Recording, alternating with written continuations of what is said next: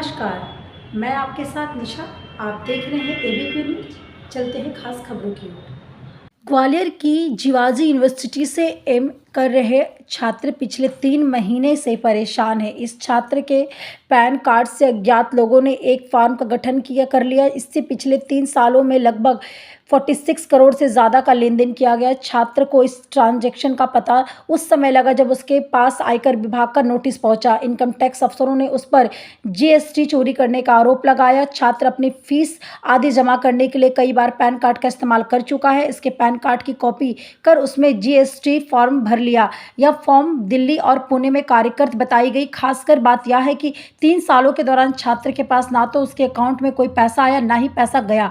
बेहद गरीब परिवार से ताल्लुक रखने वाला प्रमोद डडोडिया करोड़ों के लेन देन में अपना नाम का इनकम टैक्स का नोटिस मिलने से भौचक्का रह गया। इसके बाद वह इनकम टैक्स जीएसटी डिपार्टमेंट में कलेक्टर और पुलिस के आला अधिकारियों से मिल चुका है, लेकिन उसकी किसी ने मदद नहीं किया। छात्र क्राइम ब्रांच के एडिशनल एसपी के पास पहुंच गया और अपने साथ हुई घटना के बारे में उन्हें बताया। छात्र को पुलिस ने साइबर सेल में शिकायत दर्ज करने को कहा। अपने साथ हुए फ्रॉड की प्राथमिकी दर्ज करवाई। मेरा नाम प्रमोद सिंह डंडोतिया है।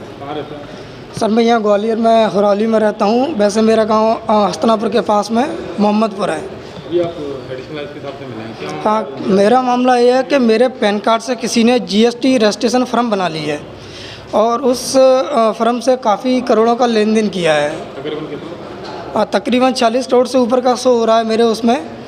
और इन्होंने 2021 से किया है। दिल्ली में और पुणे में फर्म बनी हुई है और वहाँ पे मेरे नाम के एड्रेस भी हैं।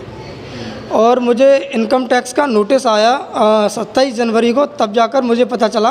और फिर मैंने यहाँ इनकम टैक्स में आके पता किया कि मतलब ये क्या मामला है। तो उन्होंने बोला कि आपके नाम की फर्म बनी हुई है, क्या आप कंपनी चलाते हैं? मेरी इतनी हैसियत नहीं है कि मैं कंपनी चला सकूँ। करते क्या हैं? सर मैं स्टूडेंट हूँ, एमए कर रहा हूँ इंग्लिश से, जीवाजी यूनिवर्सिटी से, एसएलपी कॉलेज से।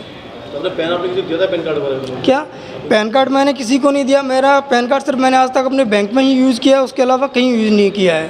फंड का नाम क्या है जिससे सर इतना तो मुझे याद नहीं है किस नाम से है। टैक्स ने क्या बताया आपको? इनकम टैक्स ने बोला कि आप जाके इसकी एफआईआर कराइए साइबर में जाके। कहाँ पे कंपनी बनी हुई है आपकी? क्या कंपनी कहाँ है जो दिल्ली में और पुणे में? अभी आपने एडिशनल एसपी साहब से मुलाकात की, क्या कहा? वो इसलिए मुलाकात की उन्होंने क्योंकि मैं आवेदन एक 20 फरवरी को कलेक्ट्रेट में दे चुका हूँ, एक 5 मार्च को यहाँ जंक्शन भाई एसपी ऑफिस में दे चुका हूँ और एक आवक जावक में दे चुका हूँ। शायद 14-15 फरवरी की बात होगी, लेकिन अभी तक कोई कार्रवाई नहीं है। 181 पे भी शिकायत की है मैंने, जीएसटी डिपार्टमेंट में भी शिकायत की है, इनकम टैक्स डिपार्टमेंट में भी शिकायत की है, लेकिन अभी तक कहीं से कोई समाधान नहीं मिला है। क्या लगता है आपके नाम पर दुरुपयोग हुआ है? किस क्या वजह रही होगी? सर स्टूडेंट हूँ सर, फॉर्म भी डालते रहते हैं, कहीं ना कहीं कागज़ तो लगते रहते हैं, लेकिन सर आज तक मेरे पास ना तो कोई ओटीपी आई है, ना उसका कोई नोटिफिकेशन आया है ट्रांजैक्शन वगैरह। मेरे खाते से कोई लेन देन नहीं हुआ है।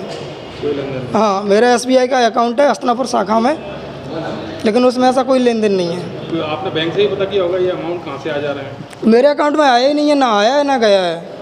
और जीएसटी डिपार्टमेंट से, इनकम टैक्स डिपार्टमेंट से पता किया तो उन्होंने बोला कि ये जीएसटी की चोरी की गई है।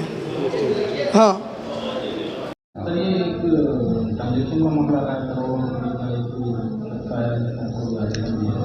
ये अभी एक शिकायत प्राप्त हुआ है। एक व्यक्ति साइबर सेल में आया है। उनका कहना है कि उनके पैन कार्ड का दुरुपयोग करके कुछ लोगों ने कंपनी खोल दिया और वो कंपनी ने बहुत सारे करोड़ों का ट्रांसैक्शन किया।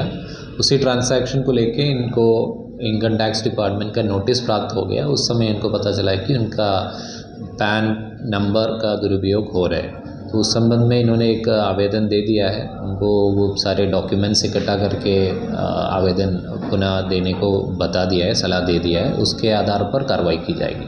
सर ऐसे मामले हवाला के लिए होते हैं? तो वो प्राइमा फेसी वो एक इम्पर्सनेशन का मामला लग रहा है। उसमें और डिटेल में अभी तक जा नहीं पाया। उसके जाने के बाद, जांच के बाद ही कह पाएंगी वो हवाला का है या कोई और मामला है। ये पहले भी ऐसे एक प्रकरण आया हुआ था। उसके बारे में देखना पड़ेगा क्या कार्रवाई उसमें हो चुका है।